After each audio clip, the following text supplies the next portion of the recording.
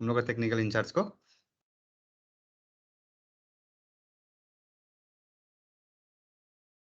Okay चलो, recording, yes recording starting हो गया, स्टार्ट हो गया। तो अभी directive principle of state policy, ये जो क्या करता है directive principle of state policy, देखो ये डायरेक्ट करता है, डायरेक्ट मतलब डायरेक्शन देता है, और प्रिंसिपल मतलब क्या है, एक प्रिंसिपल के साथ गाइड करता है। हाँ, स्टेट का पॉलिसी बनाना, स्टेट मतलब यहाँ कंट्री को, पूरा कंट्री को रेफर कर रहे हैं। हाँ, पॉलिसी मतलब लॉ बनाने के लिए, लॉ बनाने के लिए एक प्रिंसिपल के साथ गाइड करता है, डायरेक्ट करना मीन्स गाइड करता है। तो जैसे कि प्रिंसिपल क्या हो सकता है, प्रिंसिपल में भी एनीथिंग, जैसे कि India is a democratic country, India democratic country है, डेमोक्रेटिक कंट्री है, तो उसका डायरेक्शन जो भी लॉ बनाता है जो डेमोक्रेसी को अपलिफ्ट करता है उसी टाइप से उसका लॉ होना है। India is a secular country, तो इंडिया जो सेक्युलर कंट्री होगा तो क्या होगा, इंडिया सेक्युलर कंट्री होगा, तो जैसे एग्जांपल ले रहा है, तो यहाँ पे अगर कोई भी ये एक पर्टिकुलर रिलीजन को, क्या उसको प्रमोट नहीं कर सकता है, कोई भी एक पर्टिकुलर रिलीजन को प्रमोट नहीं कर सकता है। ओके, तो इस टाइप का देखो, जब लॉ बनाने समय अगर कोई ये पर्टिकुलर रिलीजन को प्रमोट कर रहा है बोलने से, वो हम लोगों का कॉन्स्टिट्यूशन में ऐसा लिखा हुआ नहीं है कि नहीं। तो ये सब चीज जो क्या है गाइड करता है, क्या करना है क्या नहीं करना है बोलकर, डायरेक्टिव प्रिंसिपल ये डायरेक्शन देता है।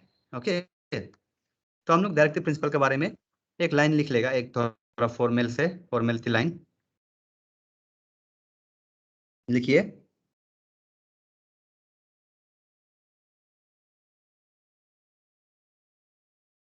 Directive principles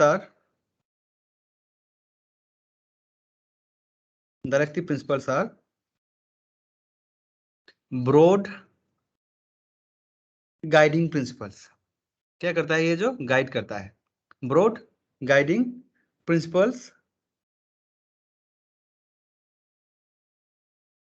that state shall keep in mind, that state shall keep in mind, that state shall keep in mind while formulating policies, while formulating policies.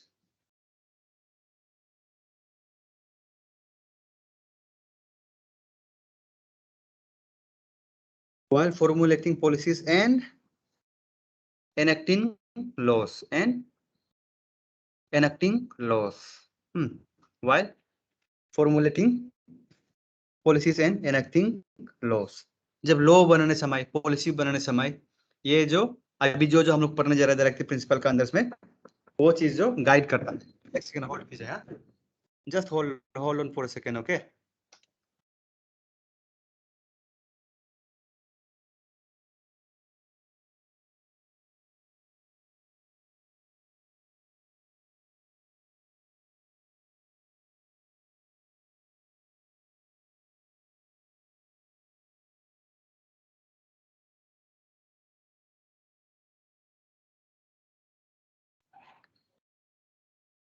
हाँ चलो, वी विल कंटिन्यू।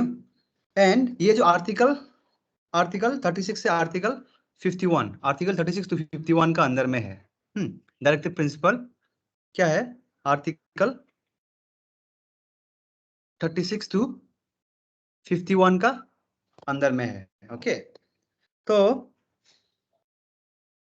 देखते हैं अभी यहाँ पे आर्टिकल 36, 37 कुछ नहीं है, दैट इज जस्ट आर्टिकल 36, 37। ये जो क्या है, definition and application of principle contain in this part,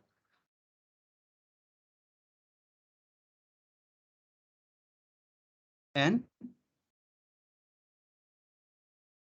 application of principle contain in this part, of principles contain in this part।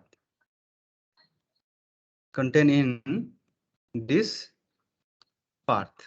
Okay, तो अभी हम लोगों का मेन 38 से शुरू होता है, आर्टिकल 38। देखो सब आर्टिकल को याद करने का जरूरी नहीं है, सब आर्टिकल को याद करना पॉसिबल भी नहीं है, बट आप लोग जैसे कि एमसीक्यू ये सब में दिखाई देने से अंडरस्टैंडिंग होना है कि हाँ ये यहाँ पे ये आर्टिकल था बोलकर टिक मार्क करने लायक तक। क्लियर? तो आर्टिकल 38 क्या है? To secure and protect a social order, to secure and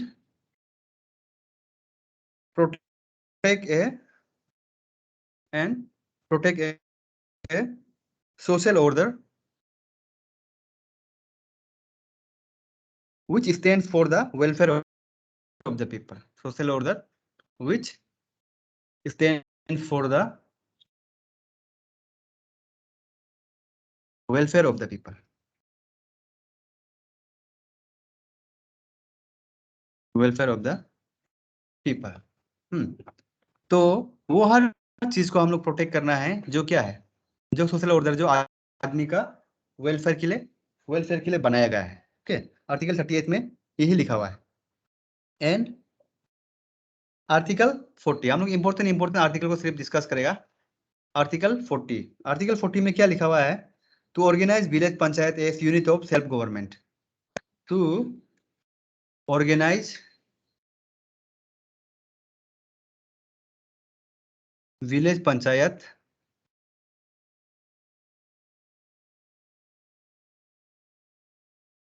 as unit of self government, as units of self government,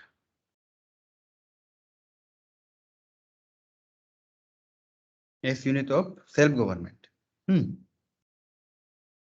जो विलेज पंचायत अभी हम लोगों का जो अभी चलता है, पंचायत में जेडपीएम उत्पीएम इलेक्शन होता है, अंचल के इलेक्शन, तो ये आर्टिकल 40 का अंदर में है। हाँ, आर्टिकल 40 का अंदर में है, डीपीएसपी का अंदर में। एंड नेक्स्ट में हम लोगों का article 41 right to work. Article 41 है right to work, right to work, right to education and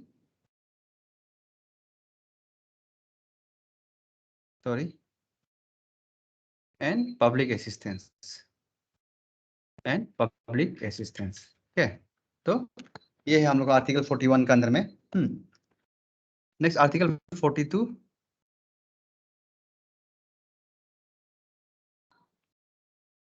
article 42 का अंदर में to secure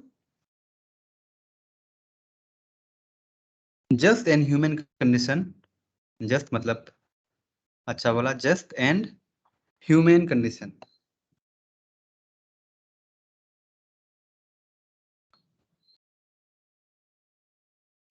human conditions of work, humane conditions of work and maternity relief, and maternity relief. Article 42 में लिखा हुआ है कि ये काम करने का कंडीशन जो अच्छा होना चाहिए, मतलब बहुत खतरनाक जगह नहीं होना चाहिए। Of work and maternity relief. Maternity relief मतलब क्या है? मैटरनिटी रिलीफ मतलब बताओ कोई हमको।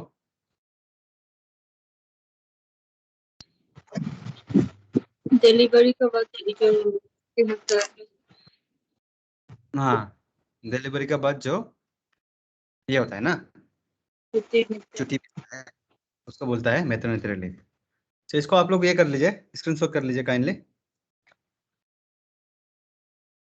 हम 3 तक काउंट करेगा, इसका बताया हुआ एज्यूम की सबने स्क्रीनशॉट कर लिया। रेडी? 1 2 एंड 3। चलो हम मिटा रहे हैं अभी। सर ये टू सिक्योर का बाद क्या लिखा है? To secure to secure and protect और to secure just, not justice, just, only just. Just मतलब क्या है?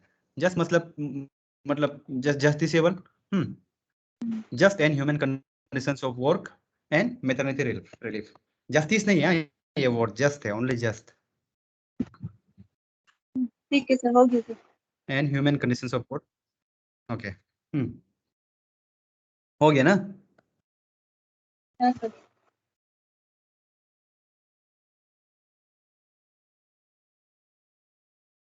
और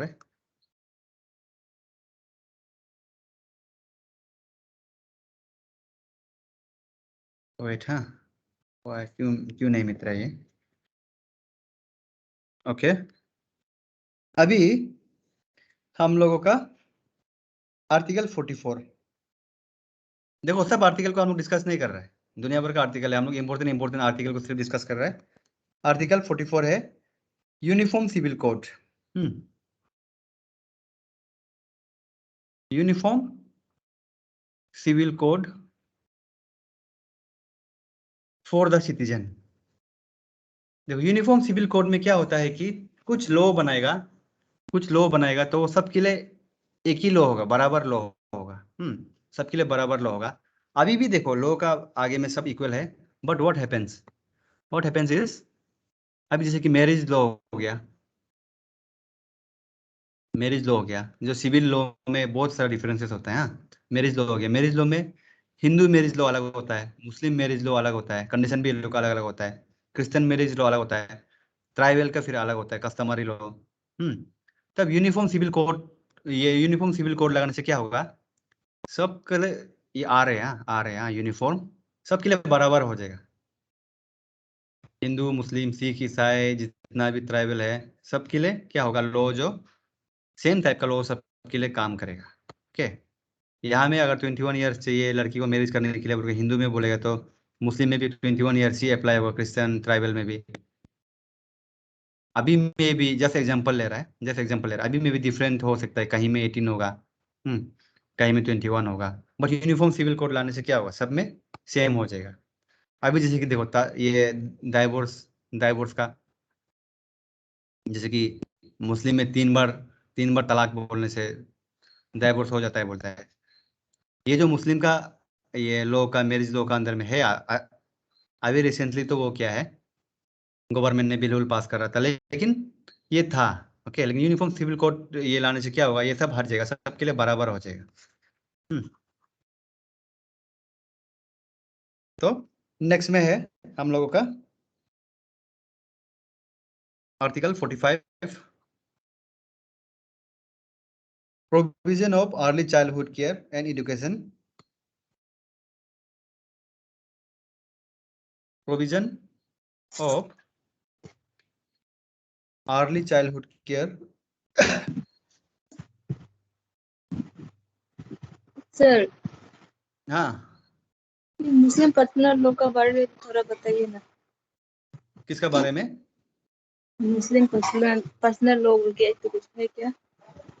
वो आप लोग का एग्जाम में नहीं आएगा, okay, so we do not have time for discuss that thing. And provision of early childhood care, देखो अभी जैसे कि हम बोले ना, आप लोग का एग्जाम में नहीं आएगा बोलकर, या वो हाँ सर। हाँ, देखो सुनने में खराब भी लग भी सकता है, हाँ, बट बिलीव मी, हम लोग का जो टाइम कॉन्स्टेंट के हिसाब से पॉलिटी भी काफी लंबा है, इसके बाद हम लोग का इकोनॉमी भी बचा हुआ है, तो हम लोग उसमें टाइम कहीं भी ऐसा जायज नहीं करेगा, ओके। और सच में नहीं आएगा, वो पॉलिटी से रिलेटेड भी नहीं है। And provision of early childhood care and education to children below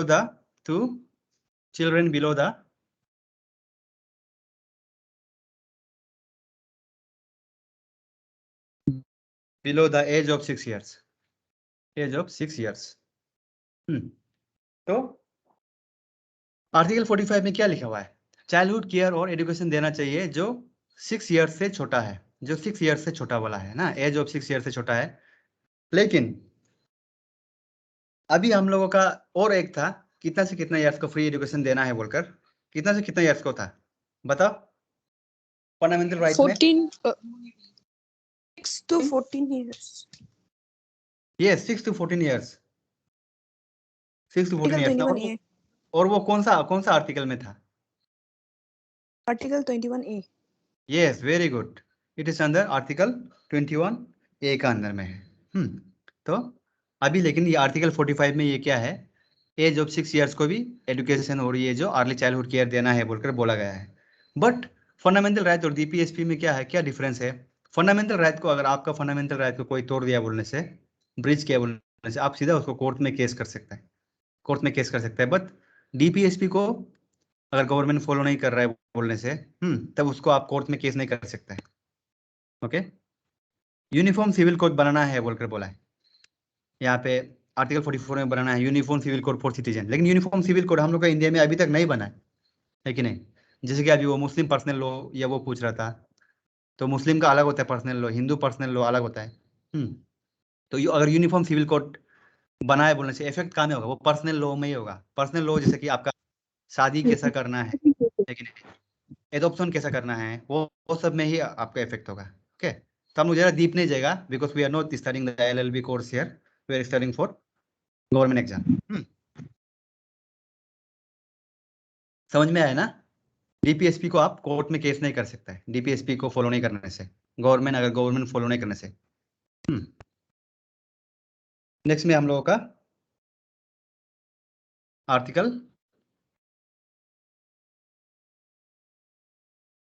46,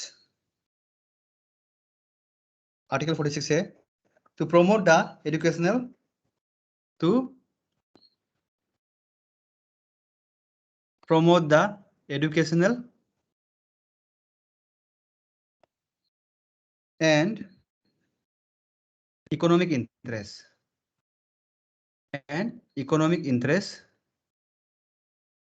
educational and economic interest of the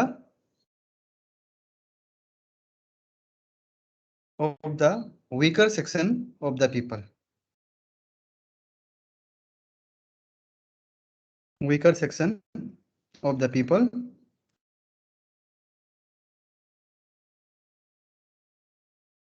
especially scheduled caste and scheduled tribe,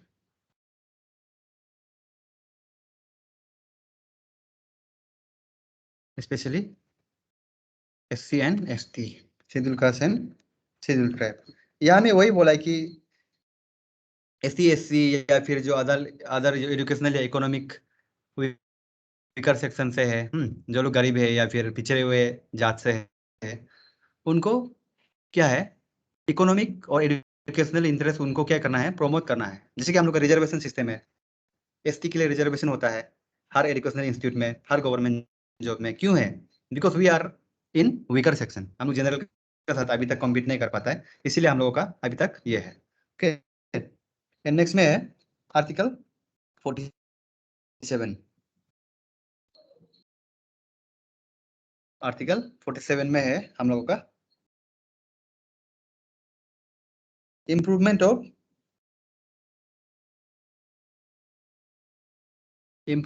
of public health and the prohibition of intoxicating drink, and the prohibition of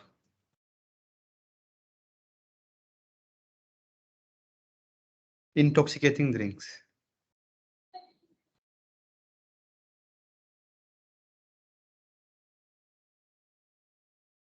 and drugs।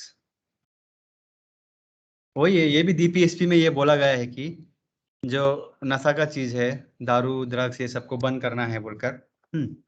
लेकिन अभी भी क्या है, अभी भी alcohol ban है क्या? Ban नहीं है हर स्टेट में। अरुणाचल में बैन है क्या? आप लोग सोच के देखिए, नहीं है बैन। सबसे ज्यादा वाइन शॉप तो यहीं में है, अरुणाचल में है, हर गली में वाइन शॉप है। तो DPSP में लिखा गया है कि ये सबको भी बैन करना है, लेकिन अभी तक बैन नहीं है। तो बैन नहीं है बोलकर कोई कोर्ट में केस कर रहा है क्या? नहीं कर रहा है, और कर भी नहीं सकता, करने से भी हारेगा, क्योंकि it is not fundamental right, it is not our और government fundamental right to ban the intoxicating drink in our state, but it is just in DPSP। And DPSP is not enforceable in the court. Okay, तो ये है। And next में हम लोगों का article 48, article 48, organisation of agriculture and animal husbandry on modern line.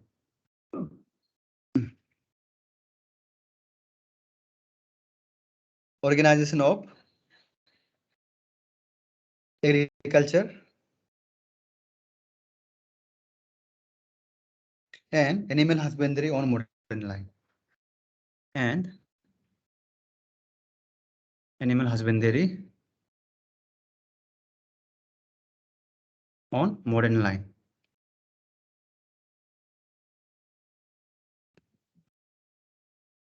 देखो,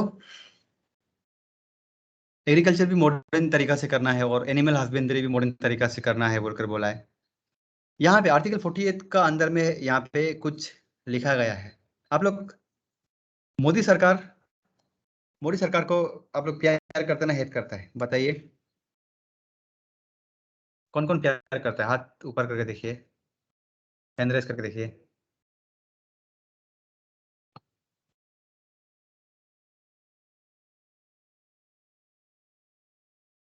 okay, याबो, okay,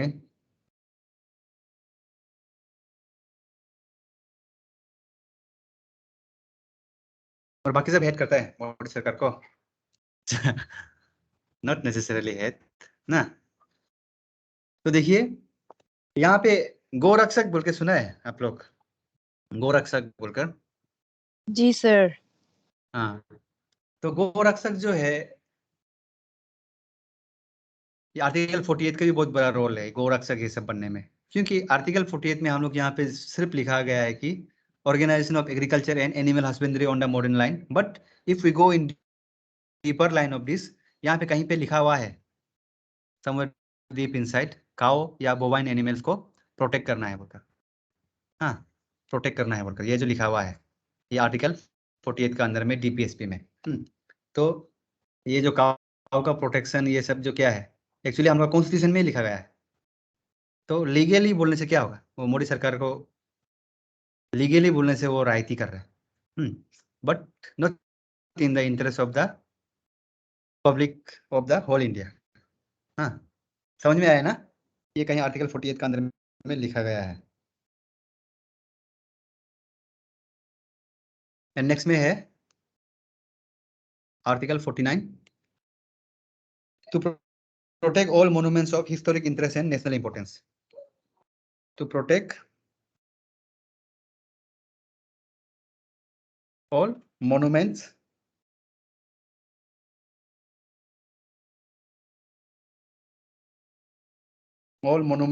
and all monuments of historic interest and national importance and national importance and national importance।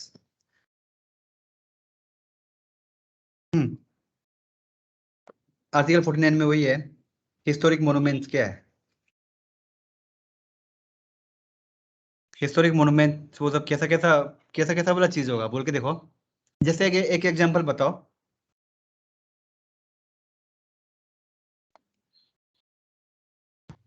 Taj Mahal, Red Fort and all. Yes, Taj Mahal, Red Fort and all, they are क्या है, वो लोग historic importance का है। हाँ, और national importance का क्या हो गया? पार्लियामेंट हो गया, प्रेसिडेंट हाउस, राष्ट्रपति भवन। तो ये सबको क्या है, ये सबको प्रोटेक्ट करना है, ये सबको हार्म नहीं पहुंचना है। ये आर्टिकल हम लोगों का 49 का अंदर में है। तो काइंडली आप लोग इसको स्क्रीनशॉट कर लीजिए। हम 3 तक काउंट करेगा, 1 2 एंड 3। ओके, आई अर्जुन की सबने स्क्रीनशॉट कर लिया है। इसको मिटा देगा।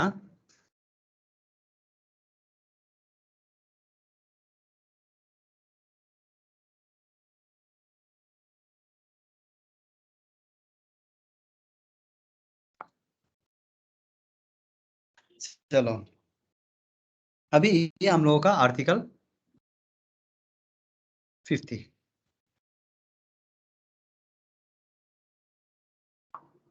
आर्टिकल 50 में है to bring about the separation of judiciary from the executive, to bring about the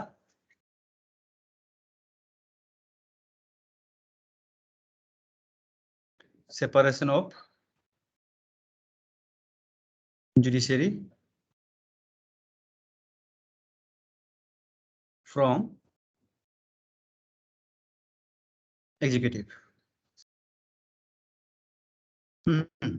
तो यहाँ पे क्या है, हम लोगों का गवर्नमेंट का 3 पार्ट है। गवर्नमेंट का हम लोगों का 3 पार्ट होता है। दे आर लेजिस्लेचर जो लॉ बनाता है, एग्जीक्यूटिव जो लोग क्या है लॉ को इम्प्लीमेंट करता है, एंड नेक्स्ट में है जुडिशियरी। जुडिशियरी लोग क्या करता है, अगर लॉ सही ढंग से कोई लॉ को तोड़ रहा है या लॉ सही ढंग से नहीं चल रहा है बोलने से, तब क्या है जुडिशियरी जो जस्टिस देता है। तो ये लोग अपना अपना में इंडिपेंडेंट है। लेजिस्लेचर एग्जीक्यूटिव से इंडिपेंडेंट है, और जुडिशियरी एग्जीक्यूटिव और लेजिस्लेचर दोनों से इंडिपेंडेंट है। जज कोई भी लेजिस्लेचर में क्या होगा, एमपी एमएलए। एग्जीक्यूटिव में क्या होगा, आईएएस आईपीएस। Prime Minister. हाँ, yes, prime minister is also a executive. It is they are a political executive. They are a political executive, but हम लोग permanent executive पे एग्जांपल लेगा। और जुडिशरी में क्या होगा, जजेस बेसिकली। तो ये जज कुछ भी डिसीजन लेने से पहले इसको नहीं पूछेगा कि अरे हम ऐसा डिसीजन देगा क्या, इसको भी नहीं पूछेगा, एमपी को भी नहीं पूछेगा। जो एविडेंस जो मिला है वो हिसाब में ये अपना से इंडिपेंडेंट जुडिशरी देगा। ओके, तो यही बोला गया है to bring about the separation of judiciary from the executive in article 50। And next में हम लोगों का आर्टिकल 51, लास्ट आर्टिकल पार्ट 4 का article 51, promotion of international peace and security. Promotion of international peace and security.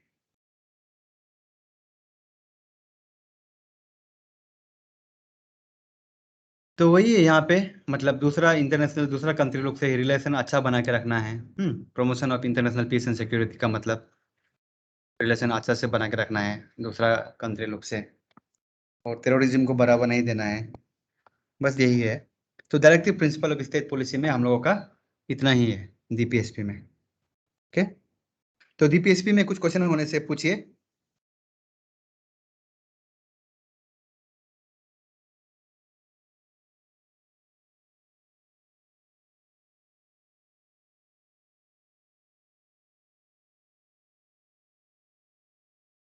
DPSP में कुछ question नहीं है ना? ओके, तो इसके बाद है हम लोगों का पार्ट 4 ए। नेक्स्ट में है पार्ट 4 ए, इसमें 11 फंडामेंटल राइट्स है। इसको आप लोगों को हम होमवर्क देगा। Part 4 A, there are 11 fundamental rights. इसमें fundamental duties, not fundamental rights, sorry, fundamental duties. Fundamental duties, इसको आप लोग को क्यों होमवर्क दे रहा है बोलने से, 11 फंडामेंटल ड्यूटीज जानना जरूरी है, लेकिन वो 11 का कौन सा कहाँ में था ऐसा कुछ भी नहीं आता है। फंडामेंटल ड्यूटीज कहाँ में है, पार्ट 4 ए में है, बस उतना ही आता है। तो वो 11 फंडामेंटल ड्यूटीज कौन कौन सा है, ये होमवर्क है, और होमवर्क को सीरियसली करो। हाँ, होमवर्क को सीरियसली करो, लिख के आप लोग कॉपी में लिख के हमको ये फोटो खींच के ग्रुप में सेंड करो। सब क्लियर है? Yes, sir. करना है, हाँ सेंड, ओके। और कोई भी नहीं कर रहा है, हम नहीं करेंगे, ऐसा भी नहीं होना है। या फिर कोई भी नहीं कर रहा है, हम अकेला कर रहे हैं, शर्म लग रहा है, ऐसा भी नहीं होना है। खुद का काम खुद से करना है, ओके। और part 4 a fundamental duties, 11 fundamental duties है, सबको एक एक करके 1 2 लिस्ट करके हमको सेंड करो, ग्रुप में सेंड करो। एंड उससे रिलेटेड कुछ जान लेगा, लेकिन थोड़ा सा। It is inserted in 42nd Amendment Act. 42nd Amendment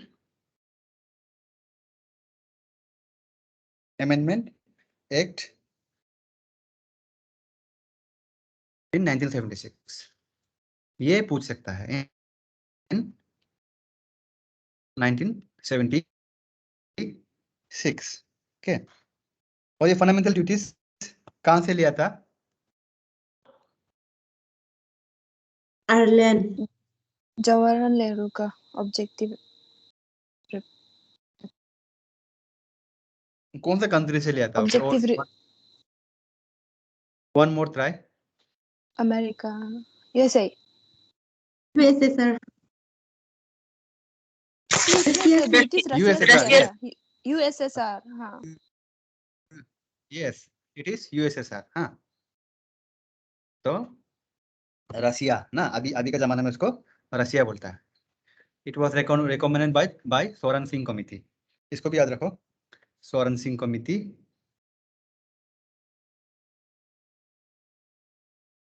और USSR से लिया था, जो कि आप लोगों को हम पहले लिखा चुका है ना. USSR से लिया था, जो कि आप लोगों को पहले हम लिखा चुका है. और इसका लिस्ट 11 का लिस्ट बना के हमको सेंड करो. ओके, तो पार्ट 4A हो गया. ये चीज याद रहना है, फंडामेंटल ड्यूटीज कौन सा पार्ट में है? पार्ट 4 है. DPSP कौन सा पार्ट में है? पार्ट 4. फंडामेंटल राइट्स कौन सा पार्ट में है? पार्ट 3. ये सब याद होना है आप लोगों को. And now next part 5. इसको काइंडली आप लोग स्क्रीनशॉट कर लीजिए.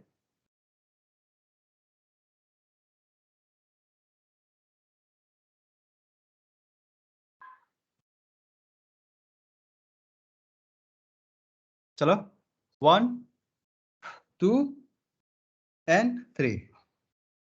चलो इसको हम मिटा देगा अभी. कंट्रोल है डिलीट. तो पार्ट 5 है यूनियन. पार्ट 5 है यूनियन. यूनियन मतलब क्या है? Union government.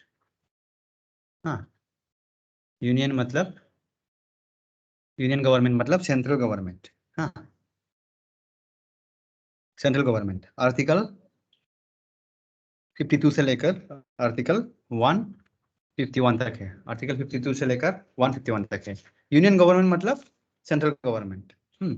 और स्टेट गवर्नमेंट को स्टेट गवर्नमेंट ही बोलता है हम लोग. चलो इसका हम लोग यूनियन गवर्नमेंट में हम लोग फर्स्ट पढ़ेगा यूनियन का में द प्रेसिडेंट.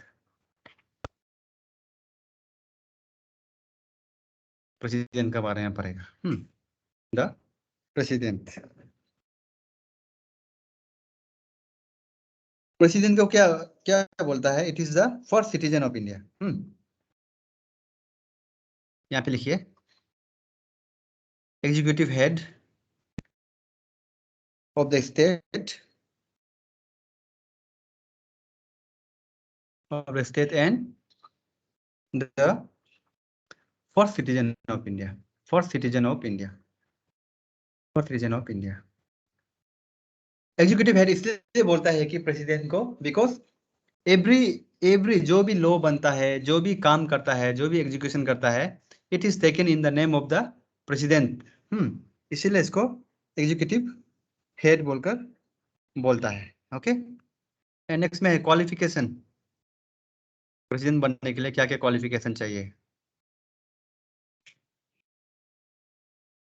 फर्स्ट क्वालिफिकेशन है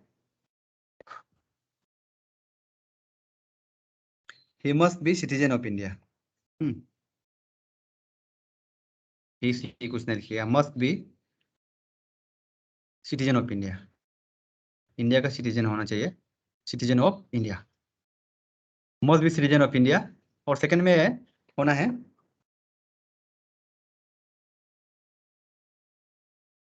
hello greater than sir. Equal to. हाँ सर, ये हम थोड़ा कंफ्यूज हो रहा है. नॉमिनल हेड होगा कि एग्जीक्यूटिव हेड होगा प्रेसिडेंट जो? नॉमिनल हेड भी होगा, एग्जीक्यूटिव हेड भी होगा. एग्जीक्यूटिव हेड भी होगा एंड नॉमिनल हेड भी होगा। Okay sir. नॉमिनल हेड भी होगा, एग्जीक्यूटिव हेड भी होगा, दोनों होगा।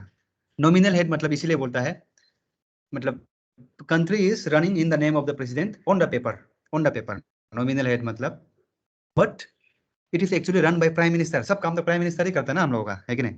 लेकिन in the name of the president, इसीलिए नॉमिनल हेड जो ये है प्रेसिडेंट है, बट डिफेक्टो हेड बोलने से तो एक्चुअली प्राइम मिनिस्टर ही है। हम लोग मोदी जी बोलते हैं, हम लोग रामनाथ कोविंद जी बोल के तो नहीं बोलते ना कुछ भी चीज करने से। तो एग्जीक्यूटिव हेड इसलिए बोलता है क्योंकि उसका हर चीज उसका नाम से ही करता है। सेम ही मीनिंग है दोनों का, ओके। और एक नाम है इसका कॉन्स्टिट्यूशनल हेड। कॉन्स्टिट्यूशनल हेड, इसको भी लिख लीजिए, executive head, nominal head and constitutional head, क्योंकि कॉन्स्टिट्यूशन में भी प्रेसिडेंट का पावर सबसे ज्यादा है बोलकर दिया गया है, but in practice prime minister rule everything. इसको भी लिख लीजिए, हाँ, कॉन्स्टिट्यूशनल हेड को भी। तो वो 35 ईयर्स, मिनिमम 35 ईयर्स एज होना है। Minimum age 35 years, minimum 35 years of age, ये होना है। नेक्स्ट में है eligible to be a member of Lok Sabha.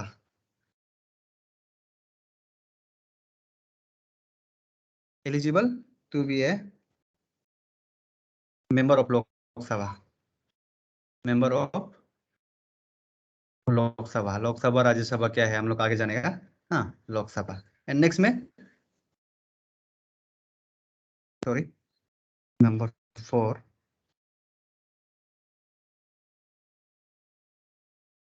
must not hold any office of profit, must not hold any office of profit।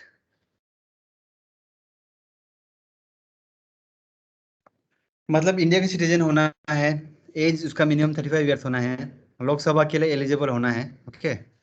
And must not hold any office of profit, मतलब कोई भी government सरकारी काम नहीं कर रहा होना चाहिए। कुछ भी सरकारी काम, सरकारी नौकरी नहीं कर रहा होना चाहिए, ठीक है। और टेन्यूर,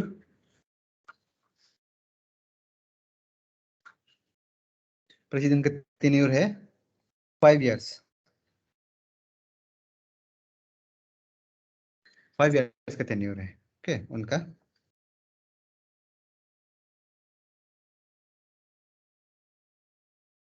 नेक्स्ट में है, इसको आप लोग ये कर लीजिए, थोड़ा स्क्रीनशॉट कर लीजिए।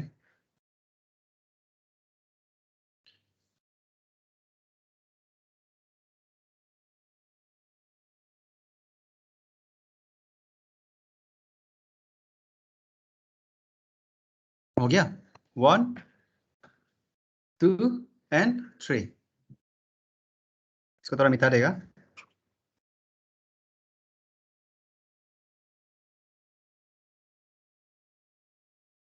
तो अभी प्रेसिडेंट जो हम लोग पढ़ रहा था, पावर्स ऑफ प्रेसिडेंट, हाँ, प्रेसिडेंट में कुछ कुछ पावर होता है, powers of president, powers of president,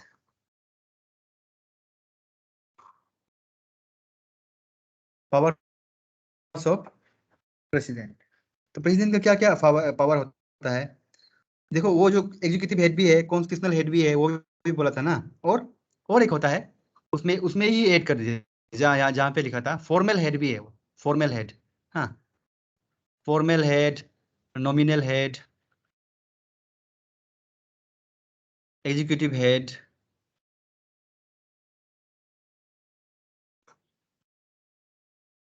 constitutional head, सब कुछ का हेड है बोलने के लिए, तो वो सब कुछ का हेड है प्रेसिडेंट जो, okay, constitutional head.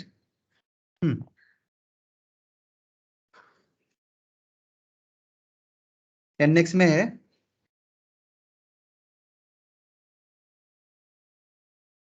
president shall have the power to appoint and remove authorities like prime minister। president appoints prime minister and all the ministers, all other ministers and all other ministers. दूसरा minister लोग को भी ये करता है. okay? ऐसा क्या क्या पावर है बोलकर. He nominates 12 member of the Rajya Sabha. और भी लिखिए, president appoints PM and all other minister. PM all other minister को तो अपॉइंट करता ही है. और ये जो क्या है, जजेस, सुप्रीम कोर्ट हाई कोर्ट का जजेस जितना भी है उसको भी अपॉइंट करता है, जजेस को अपॉइंट करता है. और क्या है, गवर्नर्स को भी अपॉइंट करता है.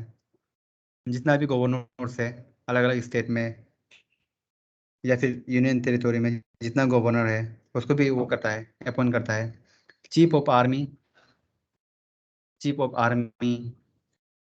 नेवी एंड एयरफोर्स, उनको भी अपॉइंट करता है. जितना भी बड़ा बड़ा पोस्ट है उसको अपॉइंट करता है. ओके, एंड ही नॉमिनेट्स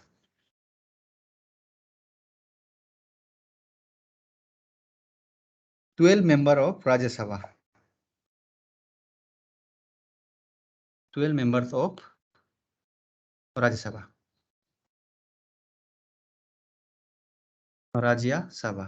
राज्य सभा में 12 मेंबर वो जो नॉमिनेट करता है. राज्य सभा में 12 मेंबर नॉमिनेट करता है.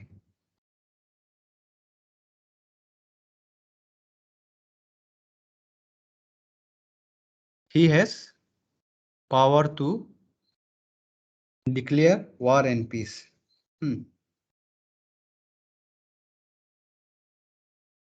Declare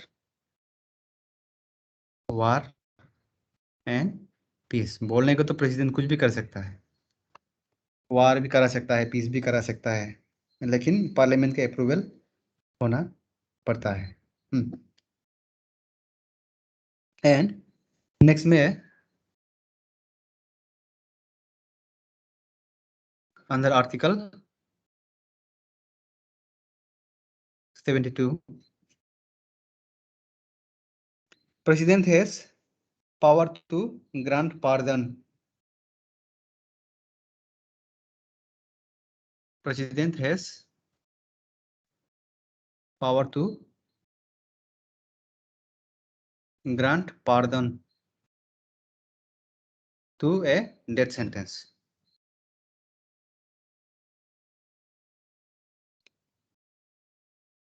फांसी की सजा तक को भी माफ कर सकता है. तो ये आर्टिकल 72 के अंदर में और भी बहुत सारा चीज माफ कर सकता है. वो जो पनिशमेंट को भी ज्यादा पनिशमेंट दिया हो तो वो लोग को भी कम कर सकता है. उसका अलग अलग नाम होता है, रिप्राइव, रिस्पाइट, रेमिजन, ये सब. बट मेन चीज इसको याद रखना है, डेथ सेंटेंस को आर्टिकल 72 के अंदर में माफ कर देता है. एंड आर्टिकल 123 123 याद रखना है, इसको नहीं भूलना है. आर्टिकल 123 का अंदर में प्रेसिडेंट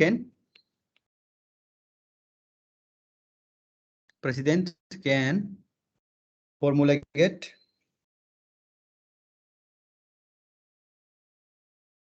ordinance, ये एन है. ordinance when the parliament is not in session. When the parliament is not in session. When the parliament is not in session. जब पार्लियामेंट सेशन में नहीं होगा तो वो ऑर्डिनेंस पास कर सकता है. ऑर्डिनेंस क्या है, कोई बता के देखो. ऐसे ही लॉ. हाँ, वो जो लॉ है क्या, टेम्पोररी लॉ एक्चुअली हम लोग का मेनली कहाँ में बनता है. लॉ जो हम लोगों का पार्लियामेंट में बनता है या फिर लेजिस्लेटिव असेंबली में बनता है. लेकिन पार्लियामेंट और लेजिस्लेटिव असेंबली अगर वेकेशन में है बोलने से क्या होगा तब. लेकिन वेकेशन में है, लेकिन वहां पे इमीडिएटली अभी लॉ का जरूरी होने से तब क्या करेगा, तब प्रेसिडेंट जो वो टेम्पोररी लॉ निकालता है कंट्री को रन करने के लिए. That is ordinance. इसको काइंडली आप स्क्रीनशॉट कर लीजिए.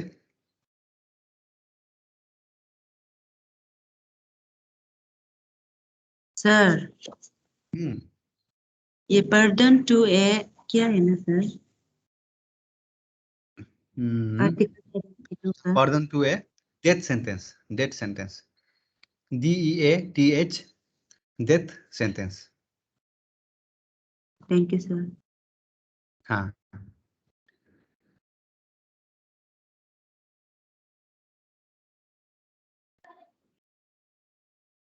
ओके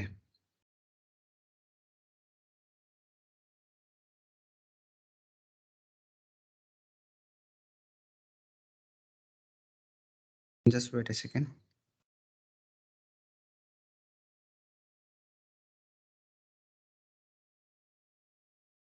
इसको आप लोग स्क्रीनशॉट कर लिया? मिटा लेगा अभी। सर ये प्रेसिडेंट कैन क्या प्रोमुलगेट है क्या सर क्या है? हाँ हाँ promulgate. PROMULGATE.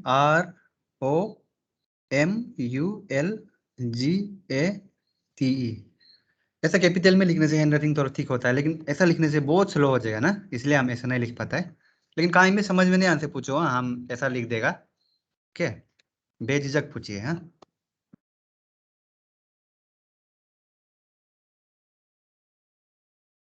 ये ऑर्डिनेंस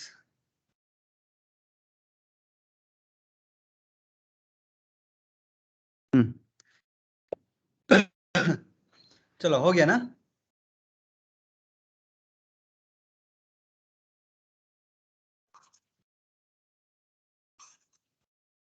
तो अभी मिटा देगा।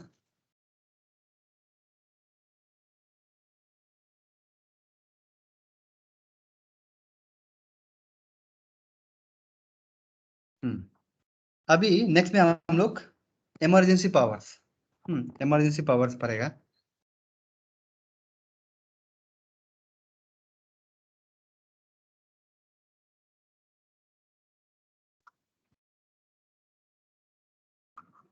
इमरजेंसी पावर्स, इमरजेंसी पावर क्या है? वो प्रेसिडेंट कभी भी इमरजेंसी पावर डिक्लेयर कर सकता है। हाँ, प्रेसिडेंट कभी भी इमरजेंसी पावर डिक्लेयर कर सकता है। और इमरजेंसी जो है 3 टाइप का होता है इंडिया में। फर्स्ट है national emergency, national emergency article 352 का अंदर, आर्टिकल 352 का अंदर में है। एंड नेक्स्ट में है प्रेसिडेंट रूल,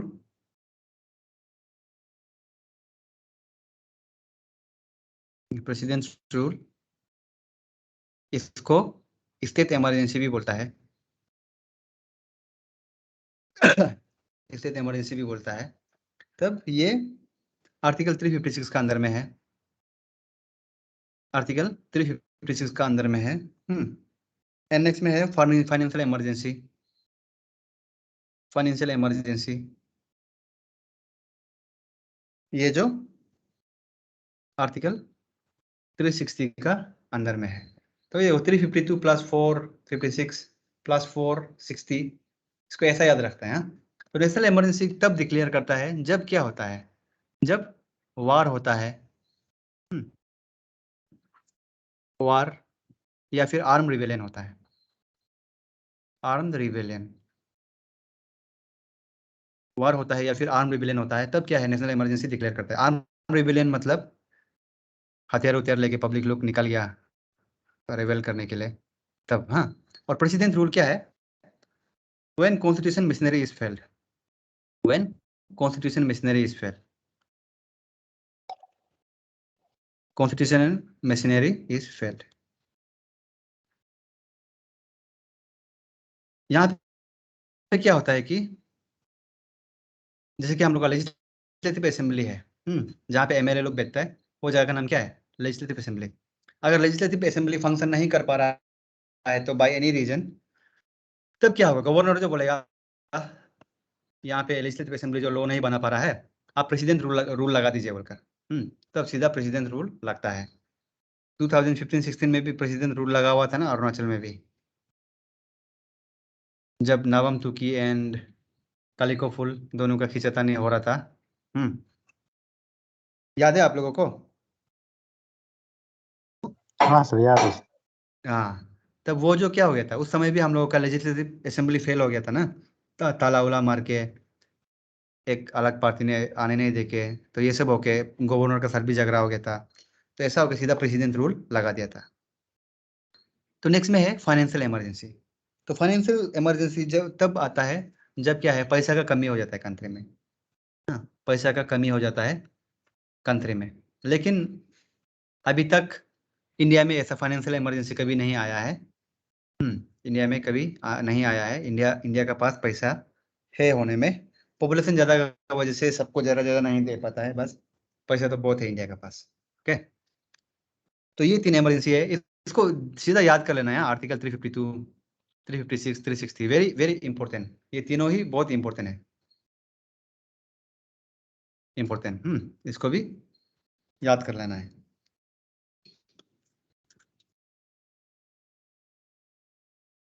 एंड नेक्स्ट में है हम लोगों का वाइस प्रेसिडेंट। वाइस प्रेसिडेंट के बारे में बहुत ज़्यादा तो नहीं पड़ेगा, क्योंकि वो प्रेसिडेंट का ही काम करेगा जब क्या होगा, प्रेसिडेंट नहीं होगा। वाइस प्रेसिडेंट उसका एक स्पेशल काम है, उसको भी अभी हम लोग डिस्कस करेगा। वाइस प्रेसिडेंट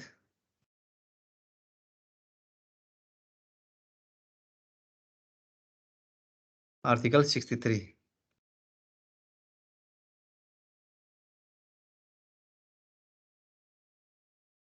वाइस प्रेसिडेंट का स्पेशल काम है, vice president is the ex officio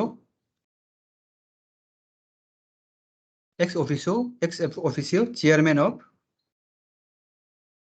of Rajya Sabha. Rajya Sabha का चेयरमैन होता है वो। राज्यसभा में जो जो काम होता है उसको संभालता है, राज्यसभा का चेयरमैन होता है vice president. Okay, first vice president कौन है इंडिया का?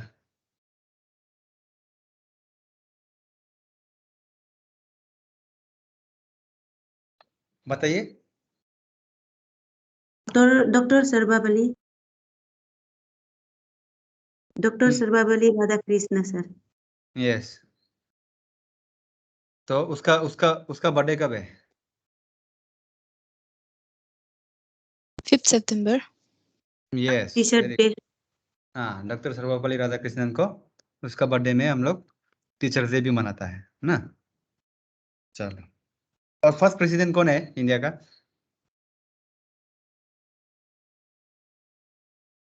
कभी कभी हम लोग लाल ऐसा बहादुर नहीं, राजेंद्र प्रसाद।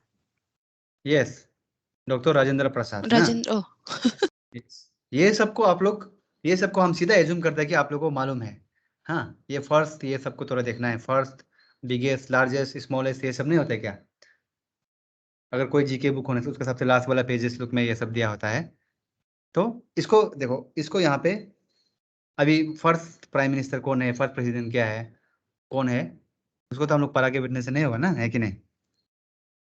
हम लोग जो मेन कोर को पढ़ेगा तो ये सबको एज्यूम करता है कि ये सबको खुद से पढ़ना है, एक्स्ट्रा एफर्ट। क्लियर है सब? चलो, तो देखो, वाइस प्रेसिडेंट का मेन काम जो यही है कि वो जो क्या है, x officio chairman of the Rajya Sabha. और बाकी सब जो क्या है, जब प्रेसिडेंट नहीं होता तो वाइस प्रेसिडेंट का ही काम करता है। और प्रेसिडेंट का काम लोग अभी हम लोग जो डिस्कस किया है, वो प्रेसिडेंट का ही काम करता है। चलो,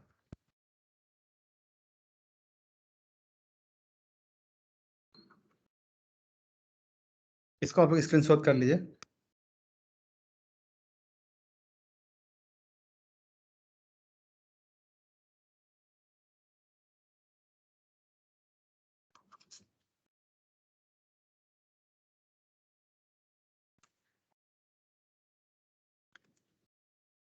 अभी नेक्स्ट में है हम लोगों का council of ministers. Council of ministers,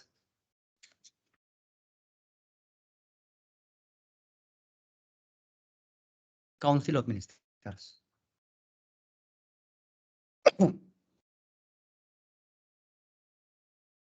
council of minister मतलब क्या है? जितना भी मिनिस्टर है उसको काउंसिल ऑफ मिनिस्टर बोलता है। जितना भी मिनिस्टर है उसको काउंसिल ऑफ मिनिस्टर बोलता है, including all the ministers. State का मिनिस्टर नहीं है, हम लोग सेंट्रल गवर्नमेंट का डिस्कस कर रहा है। तो सेंट्रल गवर्नमेंट में जितना मिनिस्टर होगा वो सबको काउंसिल ऑफ मिनिस्टर्स बोलता है। तो हम लोग यहाँ पे कुछ थोड़ा सा लिख लेते हैं। Article 74 of the constitution states that there shall be a council of ministers. Council of ministers. तो काउंसिल ऑफ मिनिस्टर्स वहां पे होना चाहिए और क्या। And prime minister is the head of council of minister. Prime minister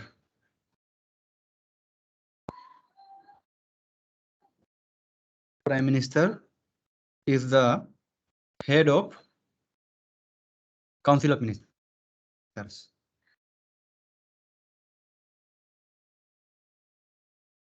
prime minister जो council of minister का head है। और हेड ऑफ द गवर्नमेंट कौन है बोलने से वो भी प्राइम मिनिस्टर होता है। हेड ऑफ द गवर्नमेंट कौन है बोलने से वो भी प्राइम मिनिस्टर होता है।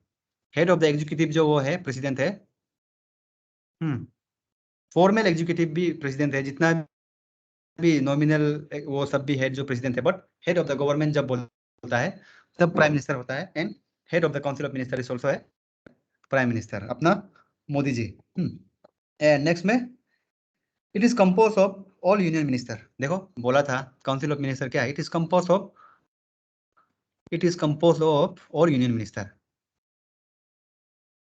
It is compose of all union minister. Is composed of all union minister.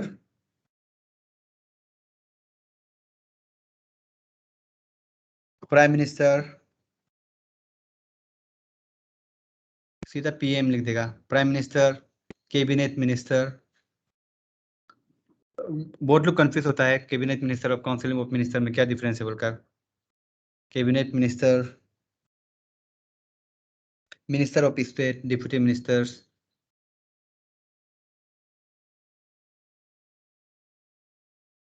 Deputy ministers,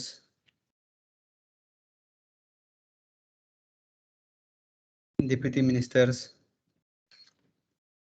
तो ये सब क्या है, ये सब जो है काउंसिल ऑफ मिनिस्टर का अंदर आता है। Council of minister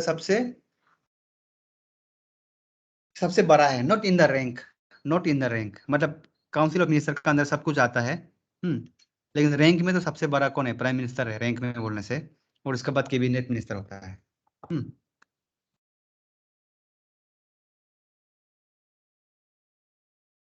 and minister लोगों को कौन अपॉइंट करता है बोलिए।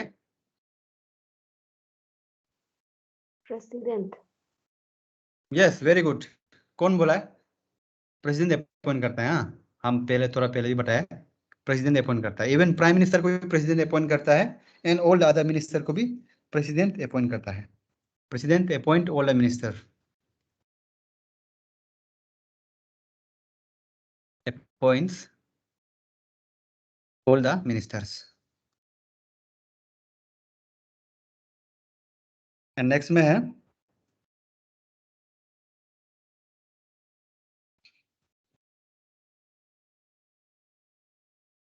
Prime minister. प्राइम मिनिस्टर के बारे में हम लोग सीधा पढ़ेगा। प्राइम मिनिस्टर,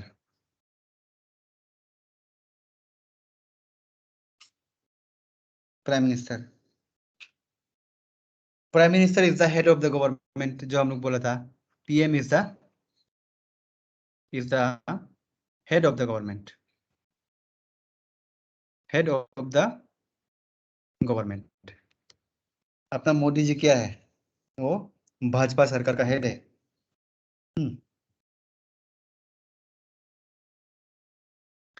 तो उसको प्रेसिडेंट अपॉइंट करता है। और भी हम लोग 3 बार नहीं लिखेगा, यहाँ भी लिख दिया प्रेसिडेंट अपॉइंट करता है, वहां भी लिखा है प्रेसिडेंट अपॉइंट करता है बोलकर। ठीक है।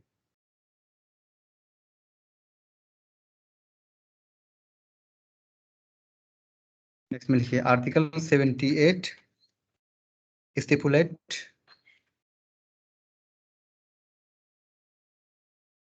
that it is the duty of the Prime Minister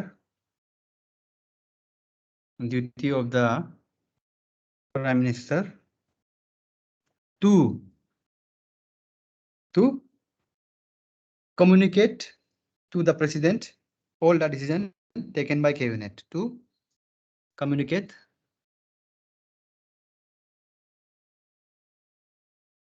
to the President all the decision taken by Cabinet. All the decision taken by Cabinet. Okay. And next में to furnish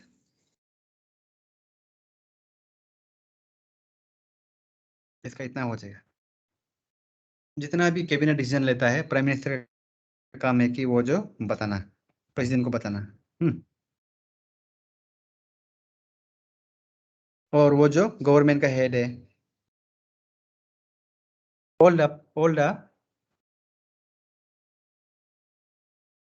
all other ministers are appointed by the president on the recommendation of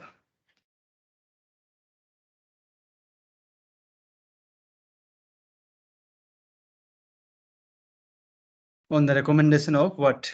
On the recommendation of prime minister. Prime minister का recommendation से ही दूसरा लोग जो क्या है appoint होता है। प्राइम मिनिस्टर का रिकमेंडेशन से ही दूसरा मिनिस्टर लोग भी अपॉइंट होता है। चलो हम लोग 5 मिनट ब्रेक लेगा।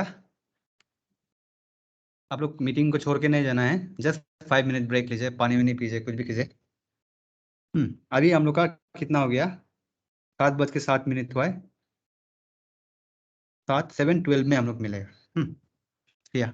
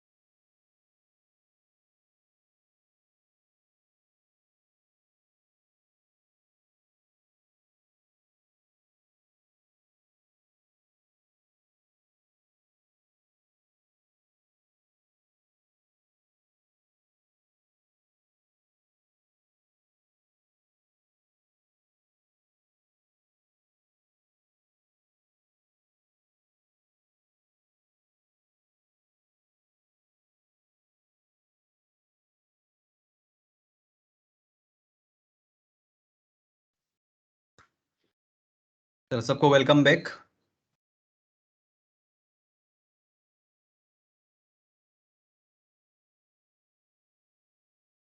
तो इसको आप स्क्रीनशॉट कर लिया इसको।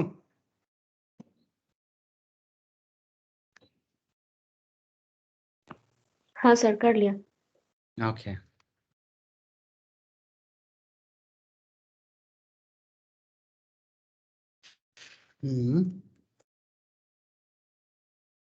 काफी मिटा रहेगा।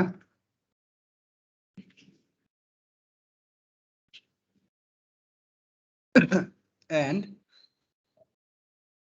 नेक्स्ट में अभी हम लोगों का यूनियन लेजिस्लेचर, ये पूरा यूनियन का अंदर में ही है, हाँ पार्ट 5 का अंदर में ही है। ओके ये अभी यूनियन लेजिस्लेचर। लेजिस्लेचर मतलब क्या है?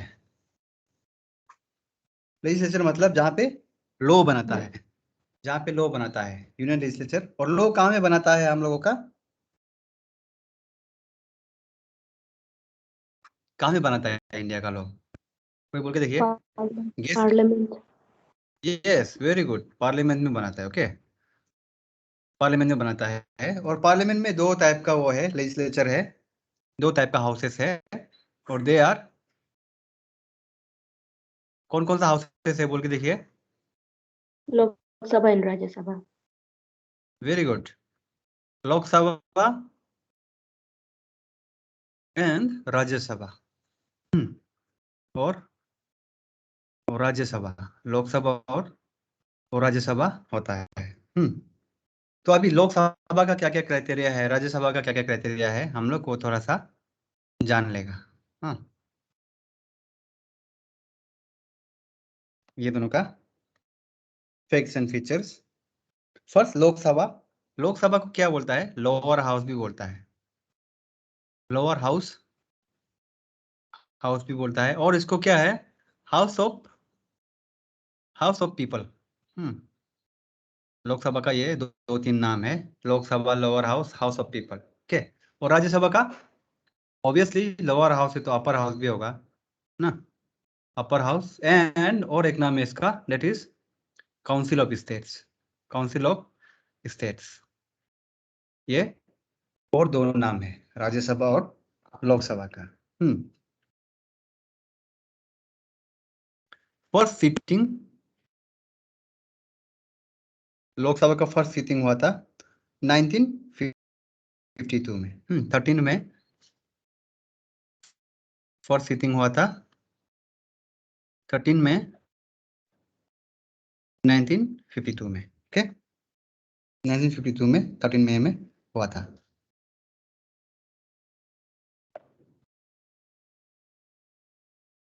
एंड कितना मेंबर्स है बोलकर? टोटल मेंबर्स है 552 मेंबर्स होते हैं। 552 maximum permissible member, 552 maximum permissible member. Okay maximum permissible member ये 552 होता है। अभी का करंट स्ट्रेंथ, पर करंट स्ट्रेंथ कितना है? करंट मेंबर स्ट्रेंथ मतलब करंट मेंबर कितना है? 545 है। हाँ 545 मेंबर्स है। और ये लोग कैसा इलेक्ट होता है? Through direct election, direct election के थ्रू इलेक्ट होता है ये लोकसभा मेंबर लोग। डायरेक्ट इलेक्शन के थ्रू इलेक्ट होता है। और सर क्वालिफिकेशन क्या क्या होता है इनका? क्वालिफिकेशंस होता है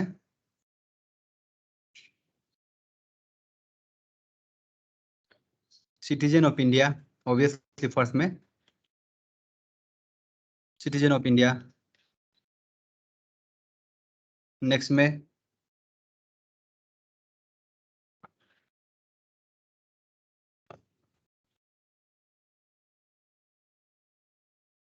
not less than 25 years, 25 years of age, not less than 25 years of age.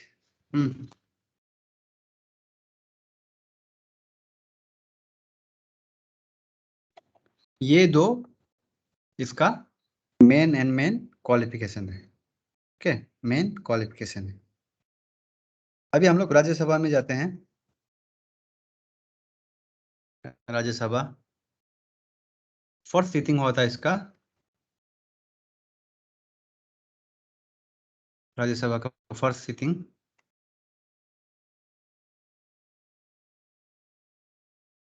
3 अप्रैल 1952। 3 अप्रैल 1952।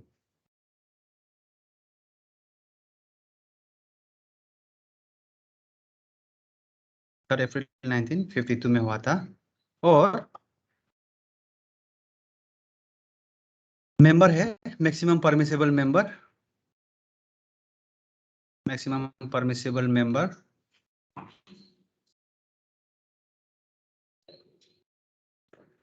250 है।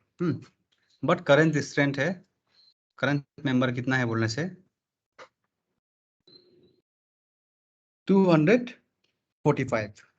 करंट स्ट्रेंथ है 245 मेंबर्स। ओके, एंड राज्यसभा को परमानेंट हाउस भी बोलता है। Rajya Sabha is also known as permanent house. Permanent house, इसको परमानेंट हाउस क्यों बोलता है?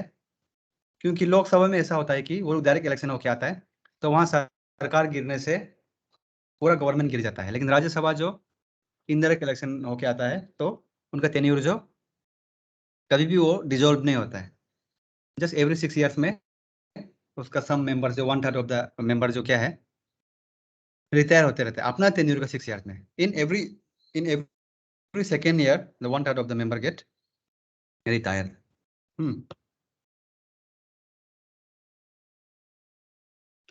और राज्यसभा का क्वालिफिकेशन है 30 years.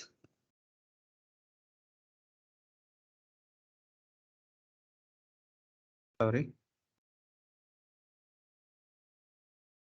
Qualification citizen of India. First में क्या है सिटीजन ऑफ इंडिया। और नेक्स्ट में not less than 30 years, not less than 30 years. 30 years से लेस नहीं होना है इनका। 30 ईयर्स से लेस नहीं होना है इनका जो एज जो।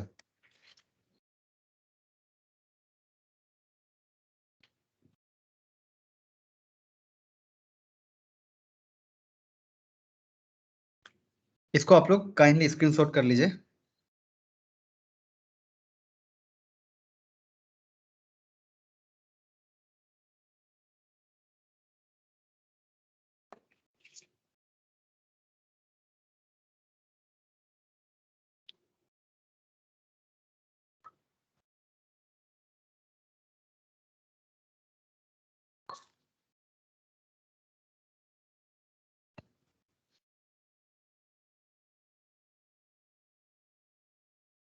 हो गया स्क्रीनशॉट?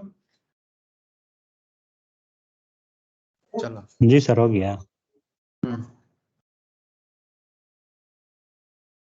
अभी नेक्स्ट में हम लोगों का स्पीकर ऑफ लोकसभा।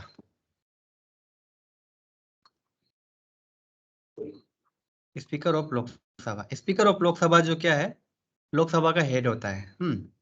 लेकिन राज्यसभा में स्पीकर नहीं होता है, राज्यसभा में चेयरमैन होता है। और राज्यसभा का चेयरमैन कौन था, कौन है बोलो? ओम बिरला था ये। हाँ, but no, he is speaker of Lok Sabha. Vice President chairman of yes, vice President. President of, very good, vice president of India. And who is the current vice president of India? M. Venkaiah Naidu. Yes, Venkaiah Naidu, very good. और speaker of Lok Sabha is Om Birla. हाँ, current speaker of Lok Sabha. तो क्या होता है, जैसे कि as soon as क्या होता है, ये जनरल इलेक्शन का बाद जब लोकसभा जो बनता है, तब वहां पे क्या होता है एक्चुअली लोकसभा का स्पीकर भी इलेक्शन होता है इसका, तो इलेक्ट होने के लिए फर्स्ट सब लोग थोड़ा सेटअप होना पड़ेगा ना। तो लोकसभा के इलेक्शन होने से पहले एक टेम्पोररी स्पीकर बनता है, तो वो स्पीकर को बोलता है pro tem speaker. Pro tem speaker, speaker of Lok Sabha का उसका पहले हम लोग लिखिएगा प्रोटेम स्पीकर। प्रोटेम स्पीकर ये जो टेम्पोररी होता है, temporary, he is elected by whom? President of India. Not elected, appointed, sorry, use this proper word, appointed by President of India. President of India, President उसको appoint करता है। तो usually क्या होता है प्रोटेम स्पीकर, तो they are the senior most member of what? Member of Lok Sabha, Lok Sabha का senior most member होता है। एंड इसका बाद क्या होता है, जब पूरा वो सेट हो जाने के बाद, प्रोटेम स्पीकर सब कुछ सेट करा देने के बाद, ये लोकसभा का स्पीकर जो वो इलेक्ट होता है। ये एक लाइन भी देख लीजिए, speaker is the head of Lok Sabha and he is elected from amongst the member of Lok Sabha, and he is elected from amongst the member of Lok Sabha। देखिए ये चीज इसमें ध्यान रखना है, क्या चीज ध्यान रखना जरूरी है बोलने से, प्रोटेम स्पीकर, ये भी स्पीकर बोल रहा है, यहाँ भी स्पीकर बोल रहा है। प्रोटेम स्पीकर जो टेम्पोररी स्पीकर है वो जो क्या है अपॉइंटेड बाय द प्रेसिडेंट, वो अपॉइंट होता है। बट स्पीकर ऑफ लोकसभा जो क्या होता है, स्पीकर ऑफ लोकसभा वो जो इलेक्ट होता है। इसको याद करना है, प्रोटेम स्पीकर जो टेम्पोररी स्पीकर है वो अपॉइंट होता है, और जो स्पीकर जो है वो इलेक्ट होता है। इसका ड्यूटी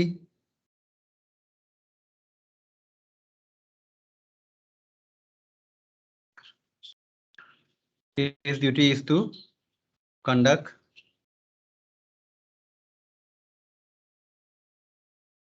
day-to-day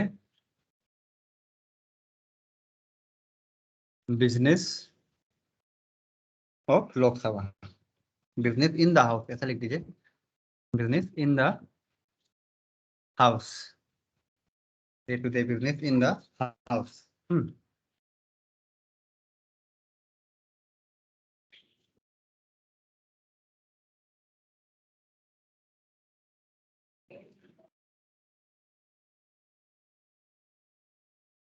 काफी टाइम खाता है ये इंडियन पॉलिटी।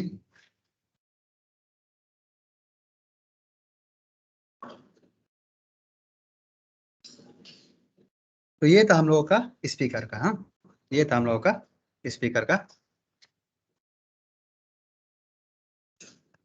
चलो इसको आप लोग काइंडली स्क्रीनशॉट कर लीजिए।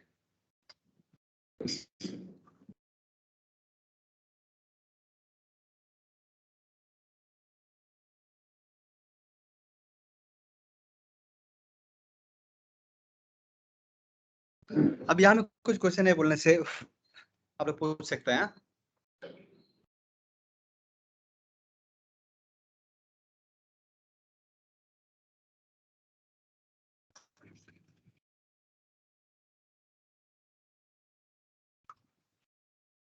चलो अभी नेक्स्ट हम लोगों का है कोर्ट को पढ़ेगा हम लोग। कोर्ट को, supreme court, specially the supreme court, supreme court के बारे में पढ़ेगा। Supreme court, supreme court of India उसको पढ़ेगा। तो it was inaugurated on 28 January 1950 supreme court. इसका इंपॉर्टेंट फैक्ट, इनॉग्रेटेड ऑन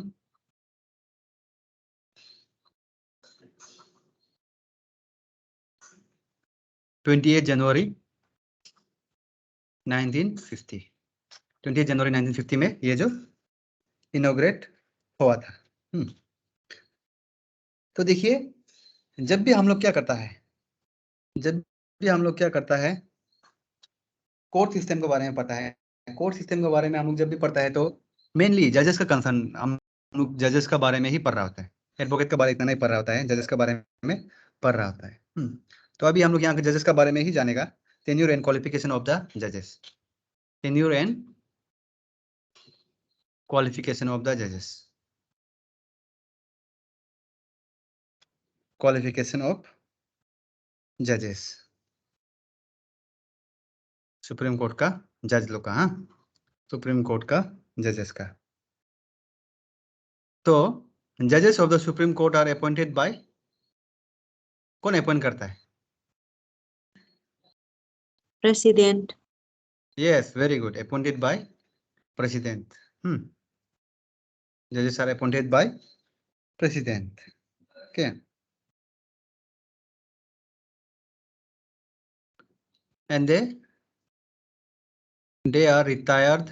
लिखिए, they are retired at age of 65 years. At age of 65 years. देखो, सुप्रीम कोर्ट का जजेस का 65 इयर्स में रिटायर होता है बोलकर लिखा हुआ है। इसका कुछ फिक्स टेन्योर नहीं है, कितना इयर्स होगा बोलकर, 5 साल 6 साल ऐसा। लेकिन चीफ जस्टिस ऑफ इंडिया का उसका टेन्योर है। ओके, तो सुप्रीम कोर्ट का जजेस का कुछ भी फिक्स टेन्योर नहीं है। जस्ट वो लोग 65 इयर्स होगा तो तब उसका क्या होगा, रिटायर होगा। और क्वालिफिकेशन में क्या क्या होगा? Qualification must be a citizen of India. Must be a citizen of India, ये तो हमेशा आता ही है। Must be a citizen of India.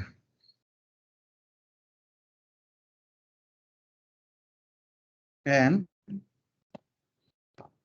Next में जज ऑफ हाई कोर्ट, जज of high court for at least 5 years. जज of high court for at least क्या है, 5 इयर्स। एटलीस्ट 5 साल के लिए जज होना है। नेक्स्ट में और एडवोकेट ऑफ हाई कोर्ट और advocate of high court for at least 10 years. देखो, हम लोग यहाँ पे हाई कोर्ट लिख रहा है, बट ये क्वालिफिकेशन है सुप्रीम कोर्ट का जज होने के लिए। सुप्रीम कोर्ट का जज बनने के लिए ये सब क्राइटेरिया है। ओके,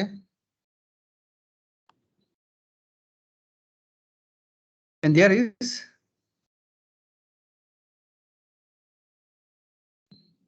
एज कितना होना चाहिए बोल के देखिए, सुप्रीम कोर्ट का मिनिमम एज सुप्रीम कोर्ट का जज बनने के लिए। 62, sir. हाँ, 62, sir. 62 no 30, Okay. 35. तो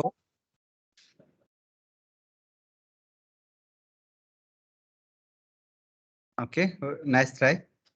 तो एक्चुअली यहाँ पे क्या होता है, there is no minimum age. हाँ, there is no minimum age is prescribed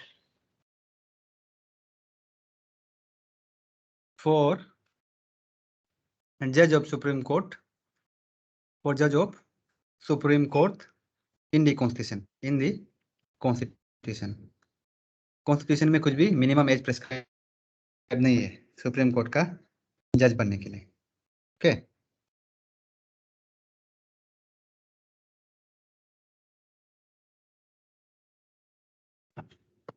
ठीक है ना। एंड नेक्स्ट में रिमूवल ऑफ जज। रिमूवल ऑफ जज, उसको एक ही कारण से रिमूव करने के लिए ट्राई कर सकता है, डेट इज मिसबिहेवियर और इनकेपेसिटी। मिसबिहेवियर और इनकेपेसिटी, कैपेबल नहीं है बोलने से, मिसबिहेवियर और इनकेपेसिटी। ठीक है, नेक्स्ट में हम लोगों का jurisdiction, jurisdiction of supreme court. Jurisdiction का मतलब क्या है?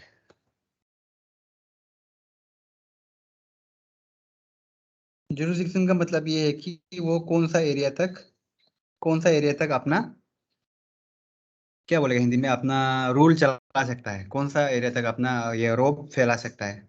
Area means not only the physical area, not only ये जोग्राफिकल एरिया, कौन कौन सा फील्ड में, हाँ कौन कौन सा फील्ड में। And the supreme court has बहुत सारा उसका जुरिस्डिक्शन है। फर्स्ट है ओरिजिनल जुरिस्डिक्शन, इसका ओरिजिनल जुरिस्डिक्शन। ओरिजिनल जुरिस्डिक्शन क्या क्या है बोलने से, देखिए, dispute between centre and state, dispute between center and state, center and state, dispute between state and state, etc.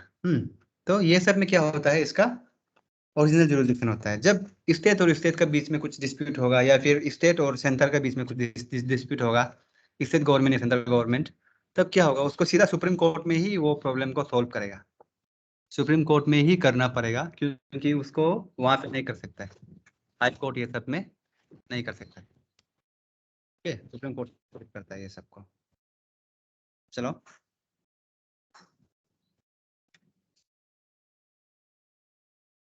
Next में है हम लोगों का ओरिजिनल जुरिस्डिक्शन हो गया, अभी एपेलेट जुरिस्डिक्शन।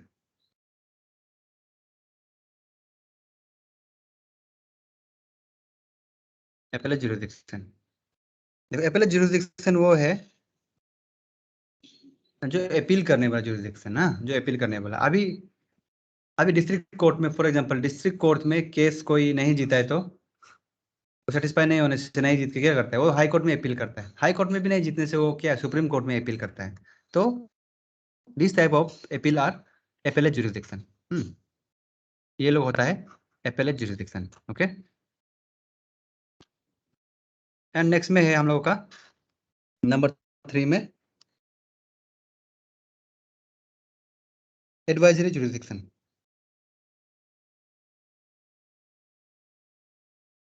एडवाइजरी जुरिस्डिक्शन, इसको याद रखो, ये इंपॉर्टेंट है। Advisory jurisdiction that is under article 143, I love you ना, आर्टिकल 143, ये आर्टिकल 143 के अंदर में एडवाइजरी जुरिस्डिक्शन है। इसमें जो क्या करता है, इसमें प्रेसिडेंट जो सुप्रीम कोर्ट से अपना एडवाइस ले सकता है कि वो क्या डिसीजन लेगा, क्या डिसीजन नहीं लेगा बोलकर। तो this is advisory jurisdiction, advice मांग सकता है प्रेसिडेंट जो सुप्रीम कोर्ट को। ठीक है,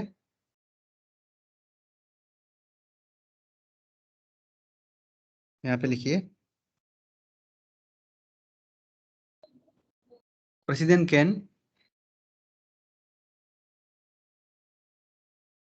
seek for legal advice, president can seek for legal advice क्या में, from supreme court, supreme court से वो जो लीगल एडवाइस ले सकता है। हाँ, तो ये है। एंड नेक्स्ट में है रिट जुरिस्डिक्शन।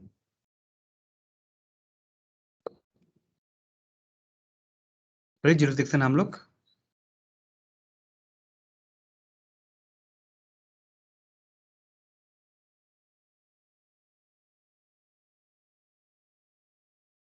रिट जुरिस्डिक्शन में 5 टाइप ऑफ रिट जुरिस्डिक्शन होता है। ये आर्टिकल 32, आर्टिकल 32 का अंदर में भी है। हाँ, आर्टिकल 32, आर्टिकल 32 क्या था बोल के देखिए,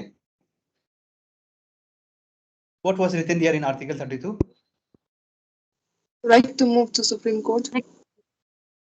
हाँ, right to move to supreme court if your fundamental right is breach ना, तो ये था। तो रिट जुरिसडिक्शन देखो कितना टाइप का होता है। फर्स्ट में होता है हम लोगों का हेबियस कॉर्पस,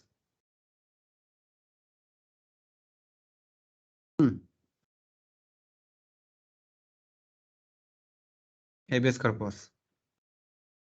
सेकेंड में सर्क्यूलरी,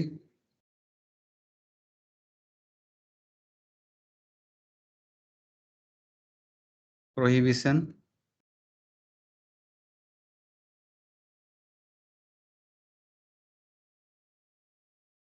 को वरंतो,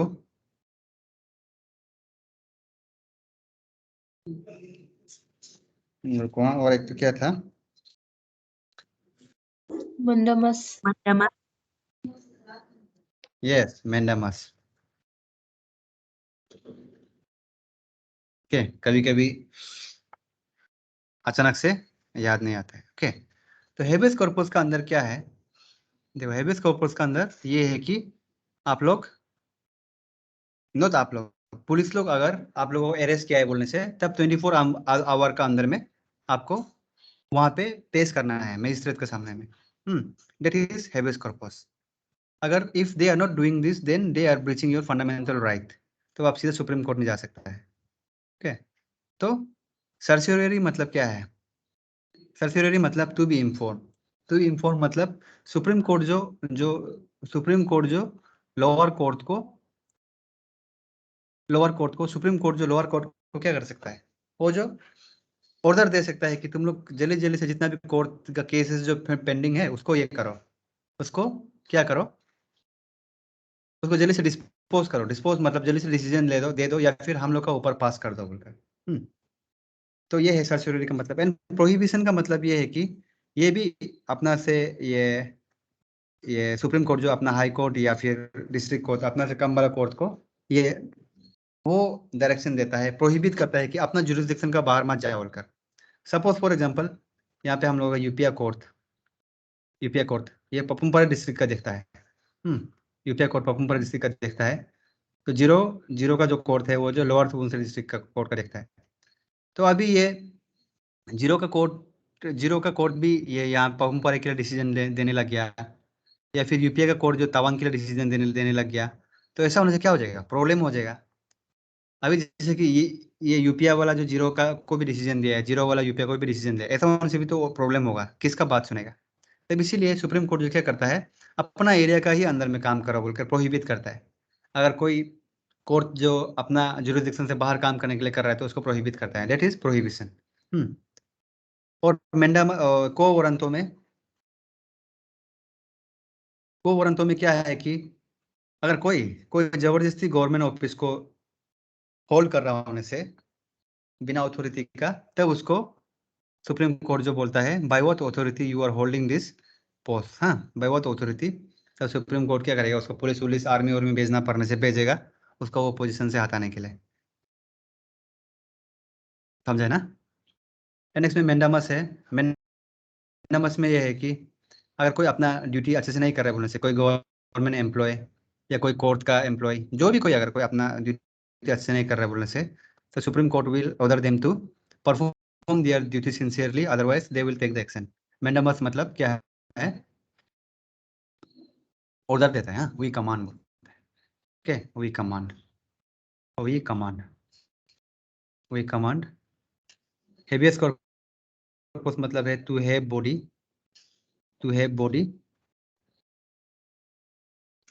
एंड ब्लू से लिख देगा। सर्क्यूलरी मतलब है टू बी इन्फॉर्म, इसको आप लोग साइड में लिख लीजिए सबका, टू बी इन्फॉर्म। प्रोहिबिशन मतलब तो प्रोहिबिट करना ही है। को वारंट मतलब है बाय व्हाट अथॉरिटी, क्या सोच के आप ये जगह को कब्जा करके बैठा हुआ है।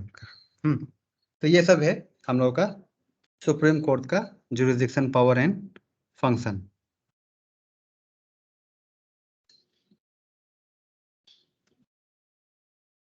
तो आज के लिए हम लोग इतना ही सर करते ये हैं। हाँ बोलिए। सर ये मंडमस क्या लिखा sir?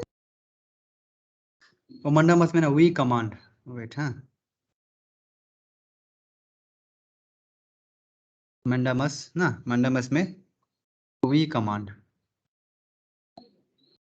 We command supreme court जो कमांड करता है कि आप अपना काम अच्छे से करो बोलकर गवर्नमेंट एम्प्लॉय को।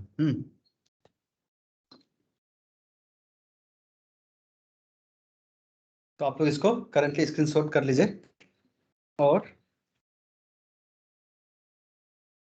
We will continue. कल संडे है ना,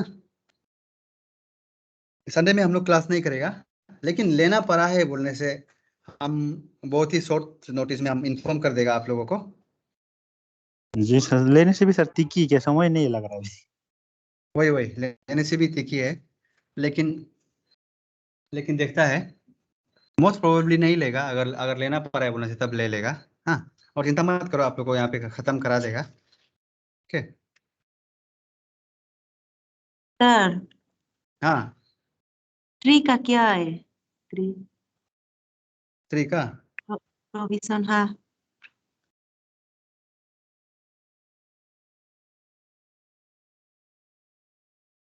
प्रोहिबिशन। हाँ, थ्री में क्या है, प्रोहिबिशन लिखा हुआ है हम लोग। ये और उसका मतलब क्या लिखना है उसको? उसको एक तो स्टॉपिंग समवन समथिंग ना, उसको टू प्रोहिबिट बोल के लिख दो, हो जाएगा to prohibit, to prohibit, to prohibit. हाँ, टू प्रोहिबिट। सर हाँ, ये नंबर 2 का ये सर्सरी का आप थोड़ा सा बता सकेगा क्या बोला था? सर्सरी में देखिए, सर्सरी में ये है कि ये जैसे कि बहुत सारा केसेस आता है ना। सर सर रुको, पहले सर पहले एक का बता लेगा, मूंग का बता लेगा।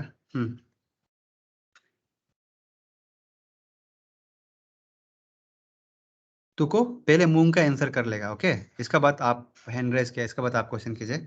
तो मूंग जो पूछा था ना सर्सरी का, तो हाँ सर। हाँ सर्सरी में देखिए बहुत सारा केसेस आता है, बहुत सारा केसेस आता है, हाई कोर्ट, डिस्ट्रिक्ट कोर्ट, ये सब में दुनिया भर का केसेस आता है। तो केसेस कभी कभी क्या होता है कि बहुत ज़्यादा पेंडिंग हो जाता है, बहुत ज़्यादा डिले हो जाता है। तो वो जो जमा हुआ वाला सुप्रीम कोर्ट तो दूसरा लोअर कोर्ट को भी सुपरवाइज करना पड़ता है ना। तो इसीलिए वो जो ऑर्डर देता है कि ये हाई कोर्ट और डिस्ट्रिक्ट कोर्ट लोग को, आप लोग ये जो केस लोग को जल्दी से डिसीजन दे दो, है कि नहीं। इतना ज़्यादा केसेस पेंडिंग पड़ा हुआ है, जल्दी से डिसीजन नहीं, अगर नहीं दे सकते तो हम लोग को होने से भी पास करो ना। हम लोग कौन से भी जल्दी जल्दी उसको डिसीजन दे देगा बोलकर, डिस्पोज कर देगा बोलकर, ओके, यही बोलता है। तो उसका बात को मानना पड़ता है दूसरा कोर्ट लोग। ये है सर, चलिए। Thank you sir. Hmm, tree का सर, हाँ, और ये तुको ट्री का क्या? थ्री का क्या है, प्रोहिबिशन। जी सर। प्रोहिबिशन को ये बताया था तो, प्रोहिबिशन को, हाँ, प्रोहिबिशन मतलब वही है कि अपना जगह से बाहर का को डिसीजन मत दो बोलकर ना, कोर्ट लोग को। आप पपुमपरे का कोर्ट है तो पपुमपरे में ही डिसीजन दो, आप तवांग का डिसीजन को आप नहीं ले सकता है। ये समझ में आ रहा है ना। जी सर। हाँ, तो वही है प्रोहिबिशन, मतलब अपना ही जगह का अंदर में रहो बोलकर बाहर का को करने के लिए प्रोहिबिट करता है। ये तुको इंता कौन है, ये तुको इंता, पूछिए क्वेश्चन क्या है। हेलो,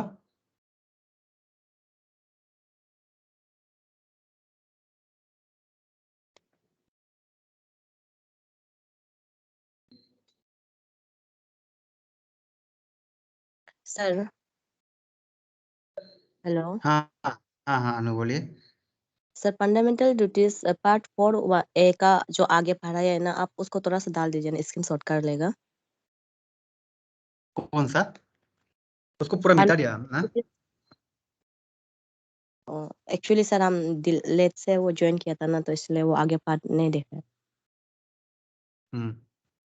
आप कोई फ्रेंड स्क्रीनशॉट किया हुआ तो उसको ये डाल दो बोलकर ग्रुप में बोलिए। हाँ, तो ठीक है सर। ये तुको इंता कौन है? तुको इंता, आप कुछ क्वेश्चन पूछना है क्या?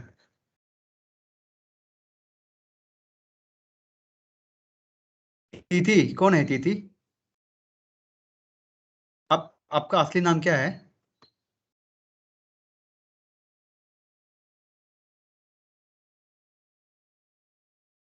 हेलो,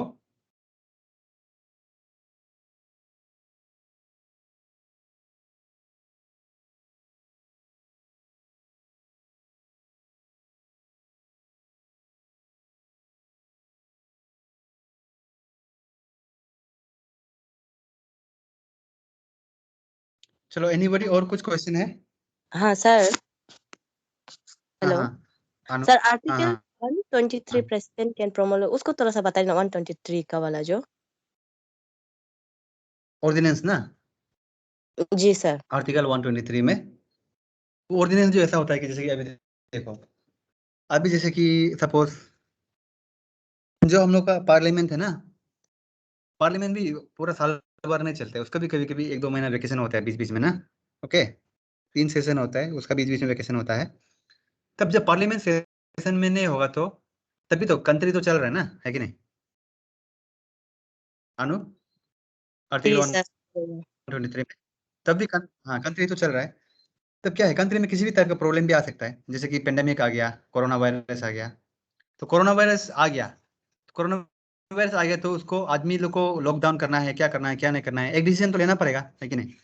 लेकिन उस समय पार्लियामेंट बंद है, पार्लियामेंट का सेशन नहीं है, सेशन नहीं है मतलब उस समय में खुला हुआ नहीं है, वेकेशन समय है पार्लियामेंट का। तो पार्लियामेंट खुला हुआ नहीं है बोलकर क्या पूरा कंट्री का ये सब सबको पेंडेमिक से मरने देगा क्या?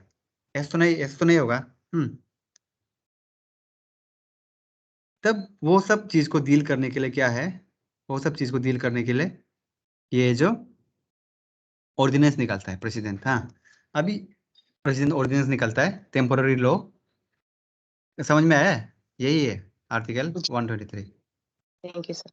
वो कौन था? वो तो कोई था, ये ऐसा फेक फेक नाम से आने वाला को अभी से एक्सेप्ट नहीं करेगा। चलो, एनी मोर क्वेश्चन, एनीवन?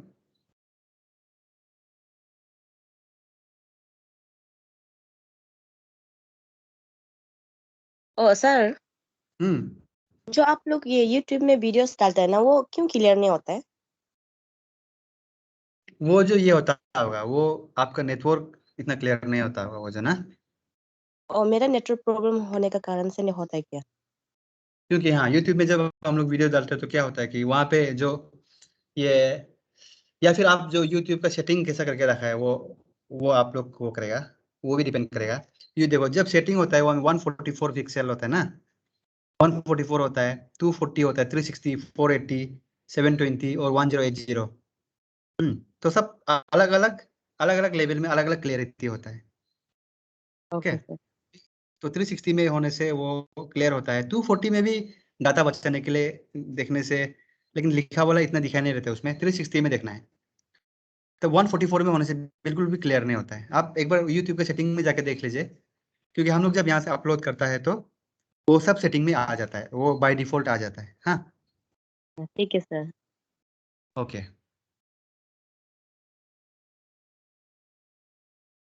ठीक है, तो सबको thank you and good night. Good night sir. Thank you sir.